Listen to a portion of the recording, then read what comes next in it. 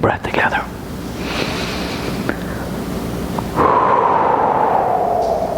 And so this morning I'm going to start with spiritual mind treatment. Recognizing that there is only one source, one substance, one power, one presence. And that it is present here, in, through, and as each one,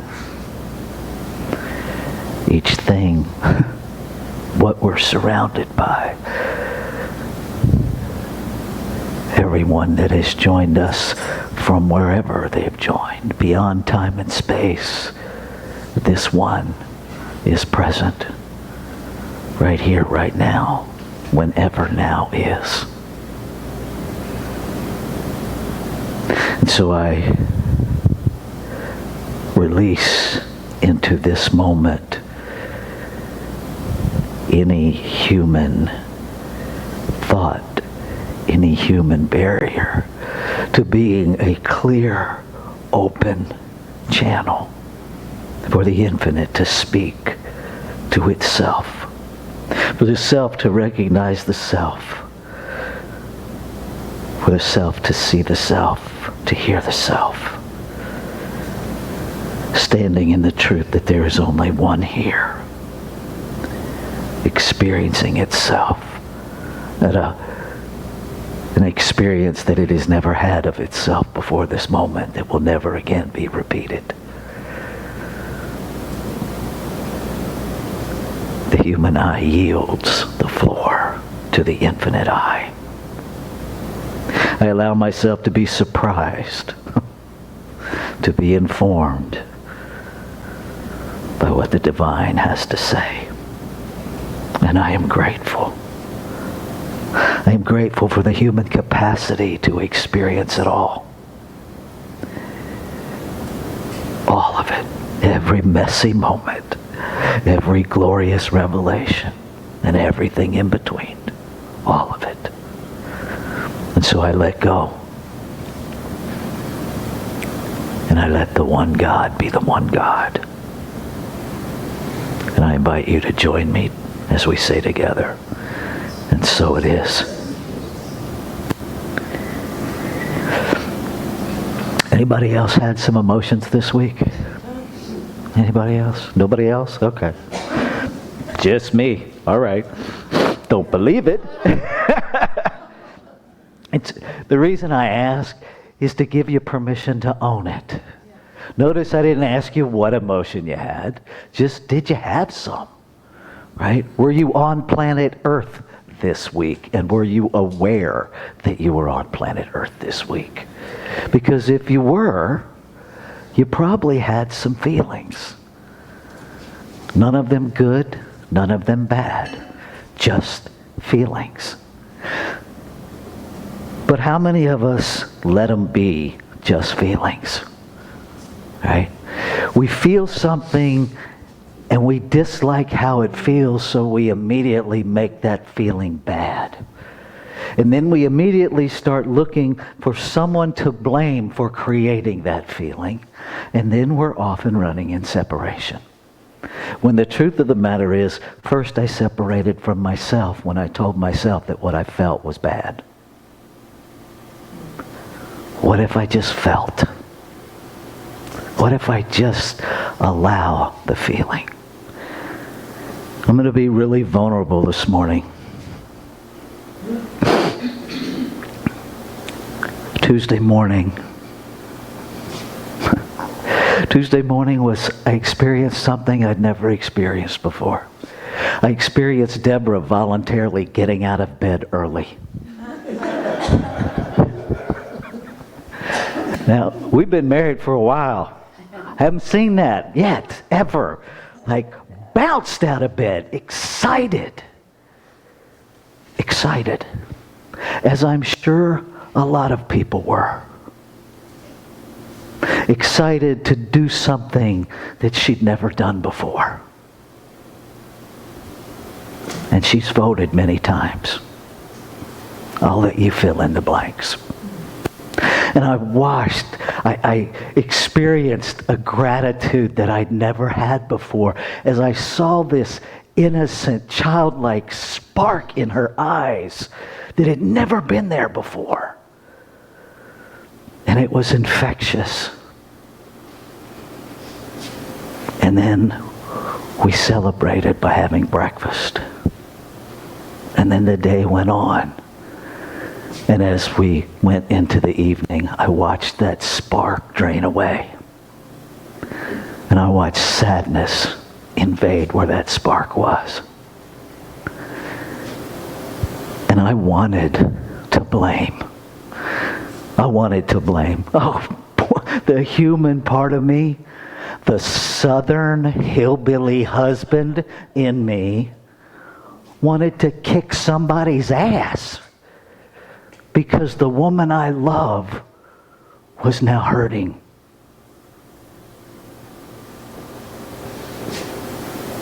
And I had my moments with that. And then the minister me gently said, "What are you doing? What are you doing, dude? You're falling into your socialized lie that the most acceptable emotion for a man to have is anger. You're stepping into the very thing that you dislike.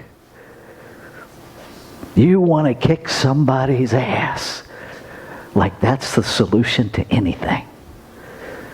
What will that do? Won't change anything that is happening, but it will change you. It will change you. It will take you right back to everything you have spent your life healing. Is that really what you want to choose?" And it wasn't. But I had to have the conversation with myself. And it had to be an honest conversation. And it couldn't start in pretending like I wasn't thinking and feeling what I was thinking and feeling. Because if I lie to myself, guess who's going to believe my lies? Because I'm the only one hearing them. Right? So I'm the one who's going to believe them. And now it's one step harder to tell myself the truth, because now I have to challenge the challenge that I was unwilling to challenge to start with. And it snowballs. How do we stop separating ourselves? Here's the magic formula. I suspect you may not like it. No. No. When you catch yourself thinking, no, even if you have to, no, on the inside of your being, interrupt it. Interrupt it. Because there is no separation in one. But we have to start by stopping. See, most of us think there's some magic intellectual formula that's going to stop us. If we just think the right thing, if we just say the right thing, if we just get holy enough, it will never happen. Good luck with that. If you can pull it off, please share with me how you do it. We are in human form. We're going to have a human experience. And to suggest that we shouldn't, for me, is to suggest that creation got it wrong. That I'm not supposed to be human, so I'm not supposed to have human stuff. Maybe the journey is learning to be fully human from and in a fully spiritual awakening. Maybe it's the alignment that we're after. Maybe it's this thing of one and really doing that. See, I've had many conversations with several of you this week, and thank you for trusting me enough to reach out when you were hurting. Thank you. And the reality of it is, if what we teach is accurate, and there's only one of us here, who are we going to blame? See, in order to have a villain, victim, hero triangle, we got to have three, not one. So how do I stop separating? Go back to one. One of my teachers in Santa Rosa, when I was coming up through Science of Mind, Reverend Dr. Kim Kaiser, before he came to Science of Mind, he was an ordained Zen Buddhist priest. And what he taught us was that the reason you count your breaths is not to get to 10. It's to return to 1. Because you're going to lose count. It's not about getting to a higher number. It's about remembering to return to 1. And so, when we catch ourselves separating, remember to return to 1. See, we can't come up in here saying we are a radically inclusive community and separate anybody. Because one of those is not true. Right? If you don't want to sit next to a Democrat, what's happening with your inclusion? If you don't want to sit next to a Republican, what's happening with your inclusion? Because people are not their behavior. We're not our thoughts. Our thoughts and our behaviors are demonstrations of our beliefs. Who we are, who you are, cannot change. Cannot. You are a one of a kind. Never to be repeated. Intentional animation. A divine idea in the mind and heart of creation itself. You can't change that. You can't not be that. You can live out of alignment with it. You can show up pretending like it's not true, but you can't change that. You can't, we talked about this last week. You can't be any more God, you can't be any less God. Your value has never changed. What we can change is our thoughts. What we can change is our beliefs, which will change our behavior. Right? We cannot hate enough to stop hatred. We can't separate enough to stop separation. We can't divide into our separate camps and scream at the other side for being divisive and expect division to heal. We can't. It's as ridiculous as the day I was a perinatal day treatment counselor in a intensive day treatment program for pregnant and parenting women. So when you tell me I'm brave for doing this, that was brave. To be in a room full of 30 pregnant and parenting women who are trying to detox and get clean from addiction, that's a whole different crazy level of bravery, right? But here's they were arguing one day over whose addiction was worse. Because we do silly things like that in this human reality. And what came to me was, okay, I'll go with it. In this coffin, we have the alcoholic who died from alcoholism. In this coffin, we have someone who died from methamphetamine abuse. In this coffin, we have someone who died from heroin addiction. And they're all like, yeah. And I'm like, who's more dead? Who's more dead? Right? And so when we're doing the same thing with separation, when we're doing the same thing with right and wrong, if we are separating, who's more separate? Everybody. We're all equally separate. Who's more right? Who's more wrong? No. We cannot be in principle and make the choice, the power of choice that we've been given. Everybody's been given it. Creation, the only way creation can expand itself rather than replicate itself is to give us free will. See, if we didn't have free will, it would just be replication. Right? We would live in a world of robots. We would live in a world of Stepford people that had no use for intelligence because you wouldn't have a choice how you use it. This is what grace is. There is no condemnation. So how about we live into a greater experience of that and stop condemning one another? And here's what I want to start wrapping up with. Every time you create a villain,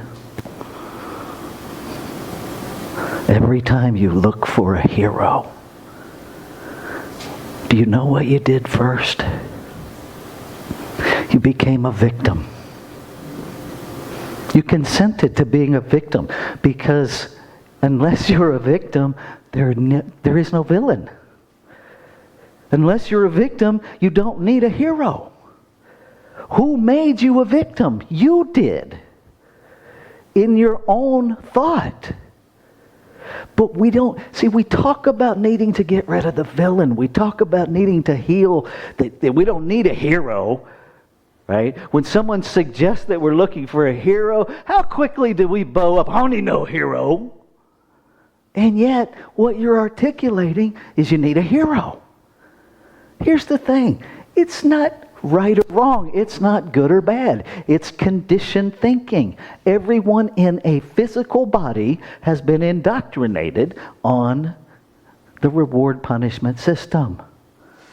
I don't care what country or culture you came out of. The reward-punishment culture is part of it. And at the core of the reward-punishment paradigm is a villain-victim-hero triangle. Somebody has to be right, somebody has to be wrong, and we have to blame somebody, and that's our villain,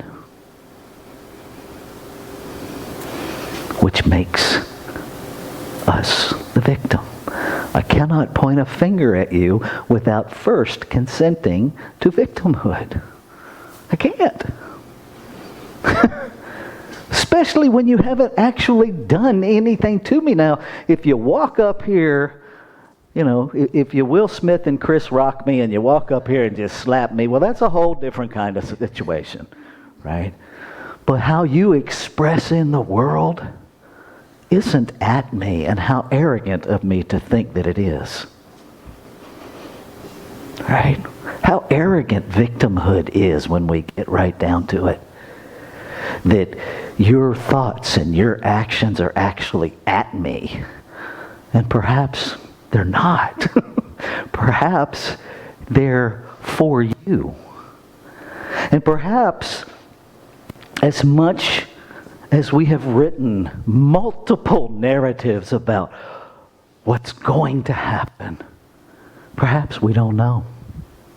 Perhaps there's truth in that book, What's in the Way is the Way. Perhaps there's truth in that. Perhaps there's an example in nature that points us to what brings us together, what circumcedes all of the human barriers. Disaster. Natural disaster. I've been asked a couple times this week, do we have to create a disaster to come together? Maybe. Maybe we do. If you're looking for a yes or no, I am not privy to that. I'm not privy to that answer. But maybe we do. Maybe we need to burn the Roman Empire down in the United States before it can rebuild. I don't know. and neither do you. Right? But here's what I do know. There's wisdom in my hillbilly people. And sometimes it shows up in the most unusual ways. So I'll leave you with this. A pastor asked an old farmer, decked out in bib overalls, to say grace for the morning breakfast. "Lord, I hate buttermilk," the farmer began. The visiting pastor opened one eye, glanced over at the farmer, and wondered, where is this going? Then the farmer loudly complained, "Lord, I hate lard." Now the pastor was growing concerned. Without missing a beat, the farmer continued, "And Lord, you know I do not much care for raw white flour." The pastor once again opened one eye, glanced around the room, and saw that he wasn't the only one that was feeling uncomfortable.